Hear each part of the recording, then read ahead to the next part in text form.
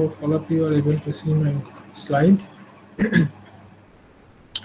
So as we were discussing about chemical characterizations of water, so in yesterday's class we talked about pH and how to determine the pH and what are the different procedures which are adapted in contemporary practices to determine the pH. Those things have been discussed in last class. In continuation with that, next important parameters which we study in chemical characteristics of water is hardness of water. So what is hardness? So basically, hardness in water is that characteristics which prevents the formation of sufficient leather or foam when such hard waters are mixed with soap. So the usual thing is, when you mix soap with water, so you will get to see some, formation of foam or leather formation. But those things would not happen if the water which you are mixing with soap is hard. So what is this, hard? Why do we say this is hard waters? And so this is usually caused by some, mineral salts, let's say calcium and magnesium salts. If they are present in water more than a certain concentration, then instead of making leather and foam, they would form scum by reaction with the soap. And that is why if the calcium and magnesium salts are present, there would not be any foam formation, or it would be reduced. Therefore, hard waters are undesirable because they may lead to greater soap consumption. So, being a normal people, what they will see is they would unable to see uh, any soap, any formation of foam or leather when you are rubbing the soap. And what you will do is your like tendency of common people would be to rub that soap more to get the desired foam or leather formation.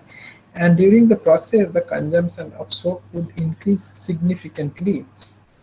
Next thing is scaling a boiler. So because the water is hard, it creates some depositions within the boiler itself, and that affects the overall performance of the boiler, by reducing its volume, and at the same time it will create some uh, mechanical changes within the boiler itself, so that can cause catastrophic failure or accidents like bursting of boiler and all those things. So scaling is a very big problem associated with the hardness of water.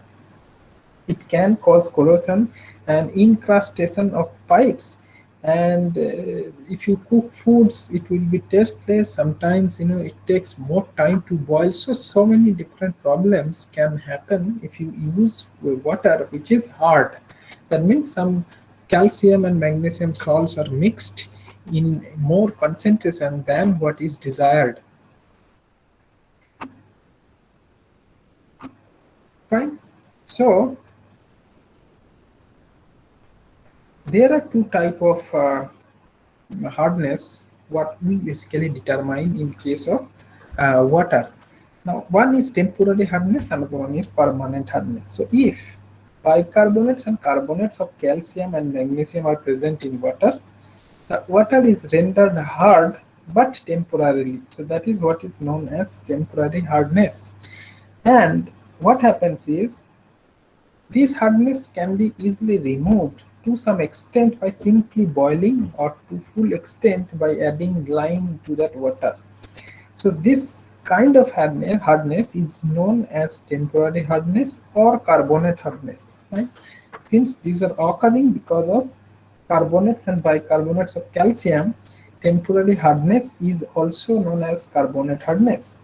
And when such waters are boiled, carbon dioxide gas would escape out, and the insoluble calcium carbonates would get precipitated.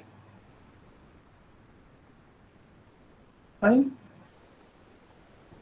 So if you see in the end, the temporary hard waters therefore do cause deposition of calcium scales in boilers, and that is why it it cause significant scaling within the boiler itself, and same can happen, which is also known as incrustation of pipes.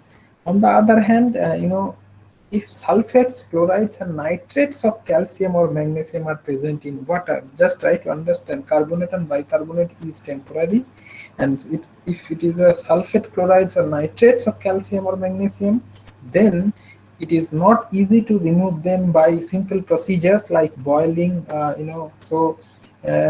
Such waters required special treatment like softening, which is basically the interference of chemical activity, and such hardness is known as permanent hardness or non-carbonate hardness. So carbonate hardness is basically temporary, non-carbonate hardness, which is difficult to remove or reduce down, is known as uh, non-carbonate or permanent hardness. Now, as such, there are chemical procedures. If we follow that, we will be able to measure the hardness. So hardness is generally defined, as the calcium carbonate equivalent of calcium and magnesium ions present in water, and it is expressed in milligram per liter. Fine. And magnesium ions present in water and is expressed in milligram per. So basically, milligram per liter is the main unit which is used to express the hardness of the water. After determining the amounts of calcium and magnesium ions present in water, we have to do the titration, with the help of EDTA method or Somenath solution. And because of the titration, the hardness can be easily determined. So, how do we do that? So the formula which you can see over here in the third point is total hardness in milligram per liter as calcium carbonate. So this is basically total hardness. So this would be, calcium ion in milligram per liter into combining weight of calcium carbonate by combining weight of calcium ion present. So this plus same for the magnesium, since we are talking about the total hardness. So we'll have to see the calcium carbonate equivalent to calcium and magnesium ions both. So that is why the second component comes over here, and you can see that the combining weight of calcium ion and magnesium ion and calcium carbonate respectively are 20, 12, and 50. So that can be calculated. You all know that, and knowing the quantities of calcium and magnesium ions present in water, the hardness can be easily computed. Fine. So this is the way total hardness is calculated, and so we can say that total hardness is basically calcium ion present in milligram per liter into 50 by 20 plus magnesium ion present in the particular solution in milligram per liter into 50 by 12. So there are a few important points which should be pondered over here. Carbonate hardness is equal to the total hardness or alkalinity, which is what is less. So you should remember this point, since if you know the alkalinity, and if you see the total hardness, and then you can calculate the carbonate hardness, which is lesser than these two parameters, total hardness and alkalinity. So carbonate hardness is equal to the lesser of the two, which are total hardness or alkalinity. Non-carbonate hardness is total hardness in excess of the alkalinity. So this is also very important. So you should be able to calculate, knowing alkalinity and carbonate hardness, and you should be able to calculate the non-carbonate hardness. If the alkalinity is equal to or greater than the total hardness, there is no non-carbonate hardness. So that is quite obvious from the previous points. Only we can figure out this part. So if I have to give an example, a water having a total alkalinity of 200 milligram per liter as calcium carbonate and 120 milligram per liter calcium ion and 60 milligram per liter of magnesium ion, calculate carbonate and non-carbonate hardness. So tell me quickly what is the total hardness, and then you basically calculate the carbonate hardness, and then you calculate the non-carbonate hardness, and you tell me the answers. So use the formula which I have given in this particular slide, and then simply just calculate in your mobile or in your calculator and tell me the answers. That is total hardness I would like to know first. Once we get the total hardness, carbonate hardness can be determined from the next point. Carbonate hardness is equal to the total hardness or alkalinity, whichever is lesser. Once you get the carbonate hardness, you would be able to calculate the non-carbonate hardness. So please tell me the answers. I'll just simply go back to the screen to get your answers. So I guess problem has been taken. All of you have already written the problem. Fine. So the 200 milligram per liter as calcium carbonate, 120 milligram per liter calcium ion, and 60 milligram per liter of magnesium ion. So you have to calculate carbonate and non-carbonate hardness. Now I'll go back to there and I'll wait for your answers.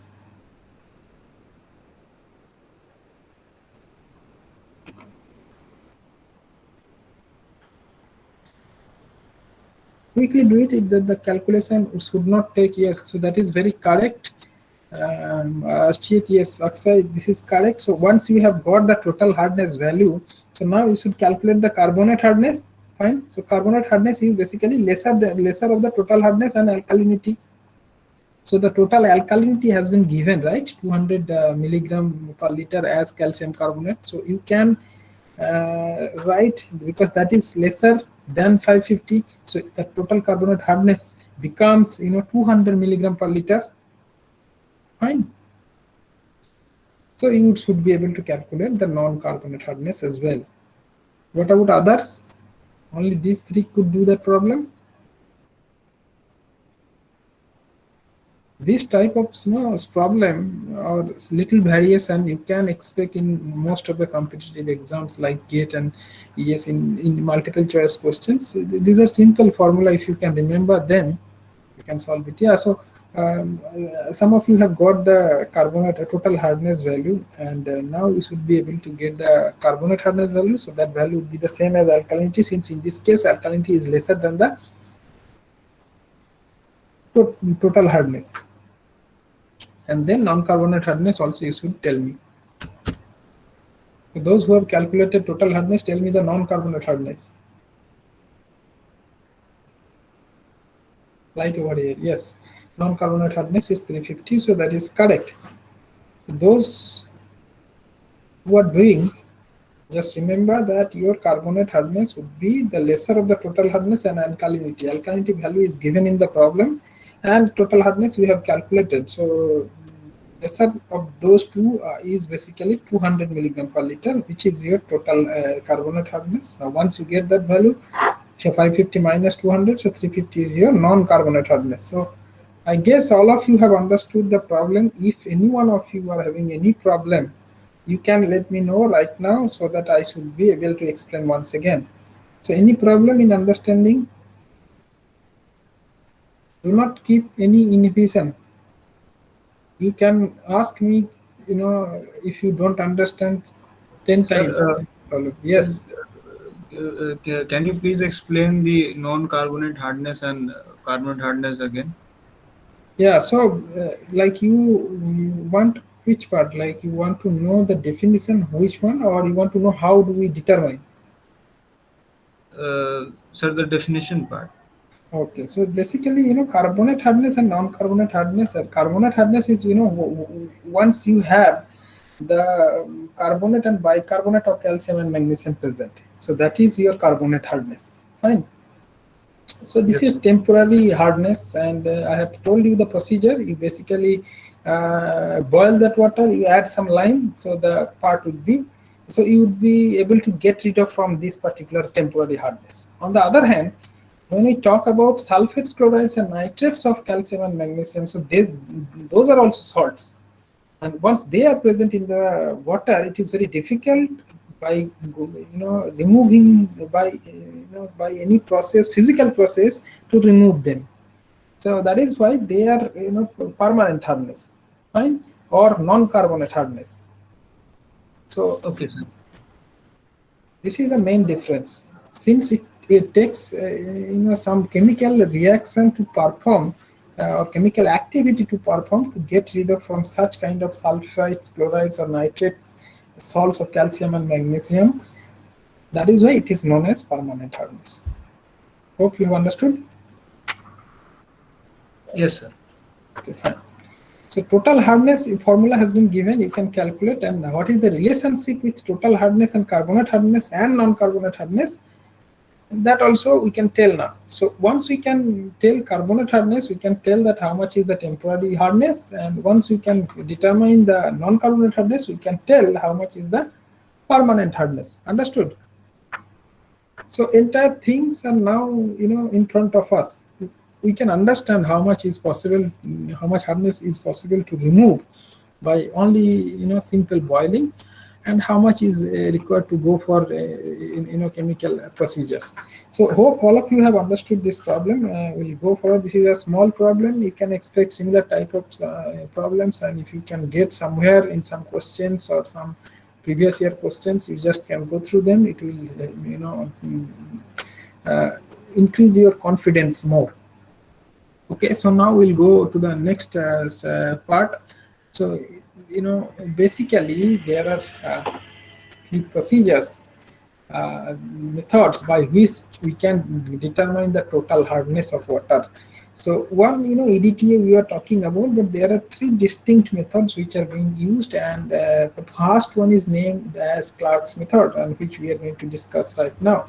So this method is based on the premise that the hardness producing substances react with soap and form insoluble compounds before latter is produced. Fine. So the total hardness is found by determining the standard soap solution required to obtain a permanent lather with water sample of known volume with constant shaking. So this method actually, this is a very conventional method, and these days, it is quite obsolete. Now, why? The reason is, it involves human interruption or human engagements, and thereby sometimes you can get erroneous results because of the ignorance of that particular human who is involved in determining the hardness, total hardness by Clark's method. And that is the reason these days this method is not adopted in large numbers, so it is actually going to be obsolete. And so the next method is Heiner's method. So Heiner's method, so in this method, the temporary hardness is determined by titration with a standard solution of sulfuric acid using methyl orange as indicator. So this part is quite simple. Now, to determine the permanent hardness, standard sodium carbonate solution is added to the water sample, and it will be kept for evaporation to dry up. Now, the amount of sodium carbonate in excess over that required to convert the sulfates and chlorides into carbonates gives the permanent hardness. So once you dry, you would be able to get that which is a residue, and from there you would be able to calculate the permanent hardness. So this method is one of the way to determine the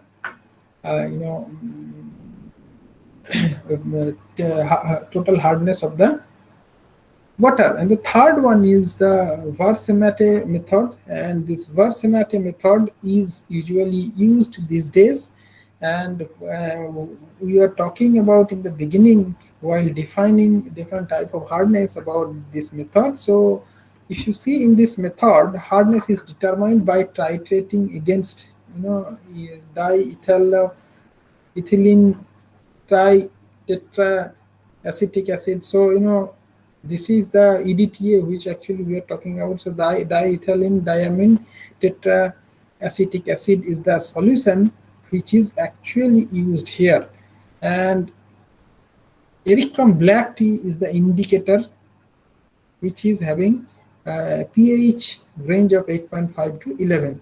Fine. So two things you should remember: one is the solution, another one is the indicator. So diethylene diamine tetraacetic acid, fine, and then we have the erythrom black tea as the indicator. Now,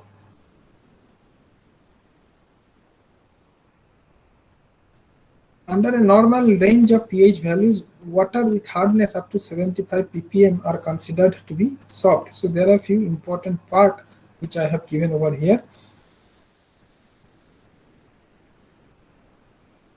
200 ppm and above are considered as hard. So again, once you should call a particular water is hard, so that limit is also given. In between, it is considered as moderately hard. So from 75 to 200, it is moderately hard. Underground waters are usually harder than the surface water.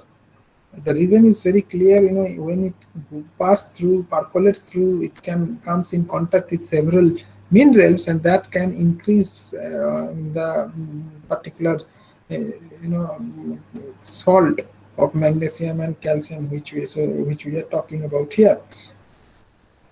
The prescribed hardness limit for public supplies ranges between 75 to 115 ppm. So this is the range which should be followed also while circulating water from in the distribution network.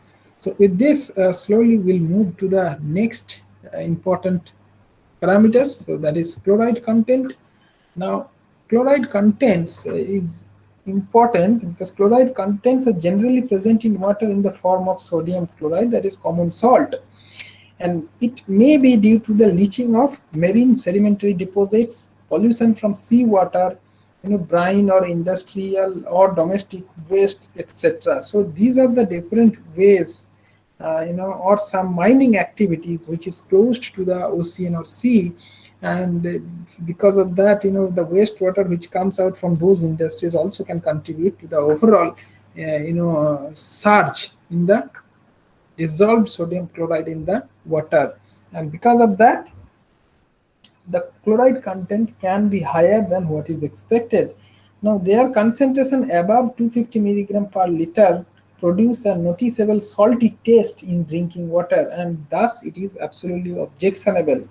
So, excess chlorides is dangerous. That part we all know, and this is unfit for use and consume for drinking. That chloride can be reduced by diluting the water. So that is another one thing.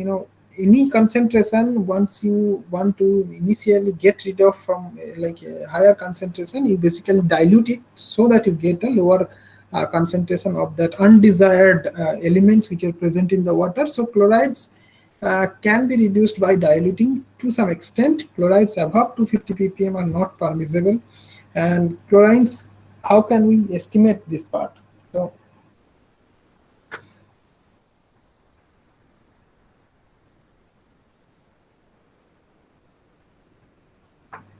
So if you see, the chloride can be estimated again by titration with the standard silver nitrate solution using potassium chromate as the indicator. So in this case, silver nitrate solution and potassium chromate as the indicator. And for the 50 cc of water sample is taken by a pipette in a porcelain dish, and 2 or 3 drops of potassium chromate solution is added to the water in the dish. The water sample is then titrated with the standard solution of silver nitrate, and thereby calculating the overall chloride contents of that particular water. So this is the way chloride content is determined, and with that we'll move to the next parameter. So that is nitrogen content, and this is really important. What can happen if we have nitrogen concentration more than what is desired? It is actually very, very dangerous. So the presence of nitrogen in water is an indication of the presence of organic matter, and it may occur in several forms, like free ammonia, aluminoidal nitrogen or organic nitrogen, nitrates and nitrites and nitrates. So these are the different form in which you can see nitrogen component present in the water. Now, in other way, I can tell you that if you take a leachate or a wastewater, and if you want to understand the organic material present into it, if you do the nitrogen characterization, you should be able to have a very good idea about it. Now, the free ammonia indicates the first stage of decomposition of organic matter. So that is basically, that's why I have shown here the free ammonia in the first slide. Fine. Now, before that, what happens? This is also very, very important to remember. Excess presence of nitrogen will cause methemoglobinemia. So methemoglobinemia is a disease which actually affects the children and known as blue baby disease.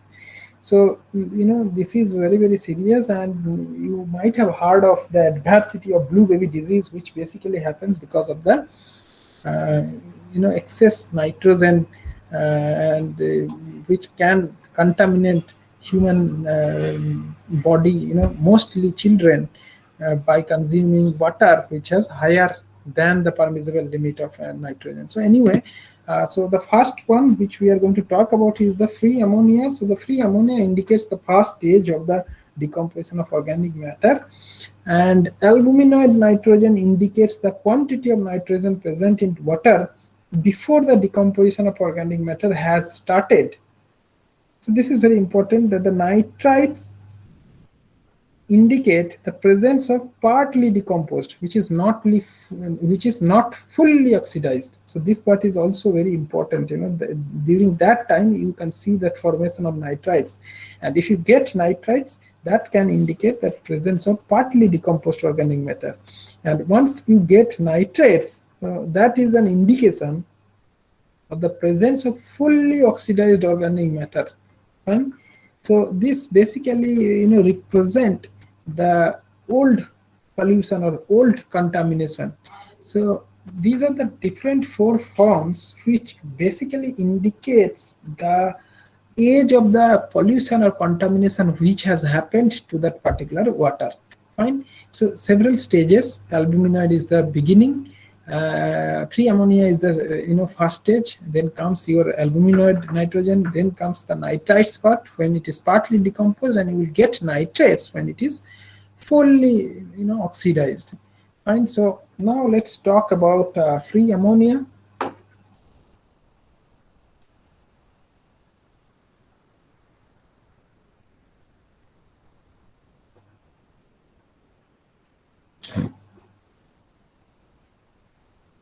So ammonia is produced by microbiological degradation of organic nitrogenous matter, and it appears therefore in many groundwaters as well as in the surface water. Fine. This concentration, if you see here, the concentration of ammonia above a certain level is in water polluted either due to sewage or industrial waste, is which is very toxic to the plant, and any sorts of biotic components present in that particular water. And from the ammonia and its nature of harm and of a different form, we should be able to understand that the water or wastewater which has higher organic matter, if it comes in a particular water body, then only such kind of pollution can happen. Now, for accurate results, it is generally preferable to distill off ammonia from the sample and absorb in boric acid, and it is then determined either by titration or colorimetrically using the Nessler reagent. So we should be able to understand how much is the ammonia, and ammonia produces a yellow colored compound when it reacts with the alkaline Nessler agent. So you have to remember this yellow colored compound. So from the color itself, and that is why we say colorimetrically, so we will be able to understand that free ammonia is present. Now, for potable water, the value of free ammonia should not exceed 0.15 milligram per liter. Fine.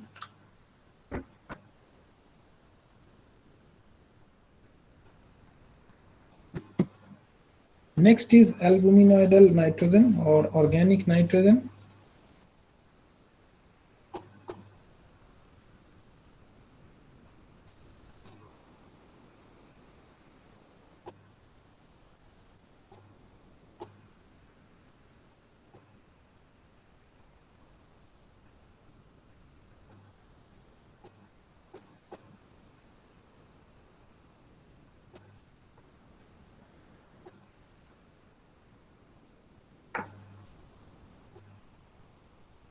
So what is done is, this albuminoidal nitrogen. So what we basically, once we talk about this, ammonia and organic nitrogen, so we combine them and we talk about the Zeldal nitrogen. Fine. So this is named after the scientist who first suggested this procedure, which is essentially an analytical procedure. So a popular alternative to the technically difficult Zeldal test is to measure the total nitrogen and nitrate plus nitrite separately, and then the difference of this would give you the organic nitrogen plus ammonia. Fine. So total nitrogen minus nitrate and nitrite, so you will get the first two. So for a potable water, the albuminoidal nitrogen or organic nitrogen should not exceed 0.3 milligram per liter, and it is measured by adding strong alkaline solution like potassium permanganate to already boiled water and again boiling the same. When ammonia gas is liberated, it is measured to quantify the organic nitrogen, which is known as albuminoidal nitrogen. Fine. So next one is nitrites and nitrates. So nitrites and nitrates are, this is partly oxidized organic matter present in the water in the form of nitrites, and this is very, very dangerous for health, and therefore the permissible amount of nitrites present in potable water should be nil. So it should not present at all. Now the nitrates represent the fully oxidized organic matter, and such water may not be harmful since all the organic matter has been oxidized. The presence of too much nitrate may adversely affect the health of the infants, and that is what we have discussed: blue baby disease, methemoglobinemia. It is one type of anemia. That is why, if you see that last part is anemia. So lobenemia. So this is basically methemoglobinemia. Fine. So type of anemia which we are talking about, and that basically happens because of the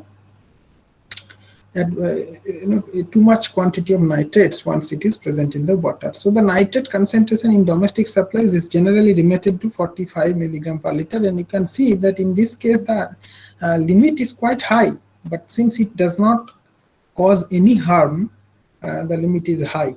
However, nothing in excess is good, and that is why there is a limit. The amount of nitrites or nitrates can be measured by color matching method, which we discussed before, colorimetry. And for nitrite, the color is developed by adding sulfonic acid and naphthamine.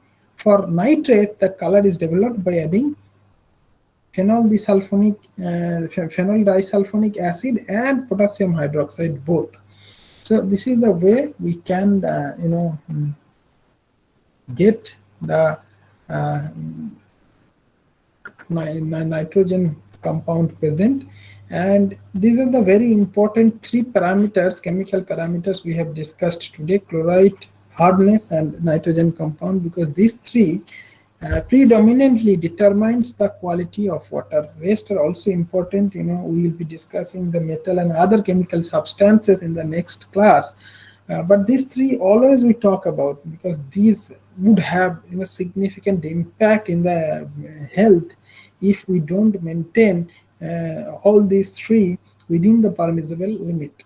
So with this, I'll stop today, and we'll discuss the next part in the next class.